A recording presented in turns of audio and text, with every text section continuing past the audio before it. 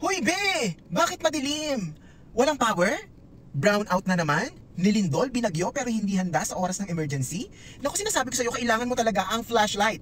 At kung flashlight ang usapan, doon ka na sa may pangalan at maasahan. Ito nga, ang Philips flashlight mga be. Pangalan pa lang, maaasahan na, sinasabi ko sa'yo. Ito yung mismong flashlight niya, oh. Very elegante, very maganda. Alam kong singkanta ko mga be. Ayan, napakaganda, di ba? Tapos, i-charge mo lamang yan. I-charge mo na lamang siya at aabot siya ng 3 to 28 hours mga be. Ganun katagal. Tapos, meron yung zooming effect. Ayan, pinahaba ko na siya. At kaya niyang umabot up to 950 meters. Yes, ang kaya niyang abutin be. Pero kung hindi mo naman kailangan ng ganong kaliwanag o ganong kalayo yung abutin ng liwanag, nako, pwede siyang i-dimming effect. Yes, para makatipid ka ng battery. Tapos kung talaga nasa oras ka na ng emergency, na stranded kayo and everything, meron din siyang SOS effect na kung saan magbi-blink-blink-blink siya para makahingi ka ng tulong. Di ba bongga?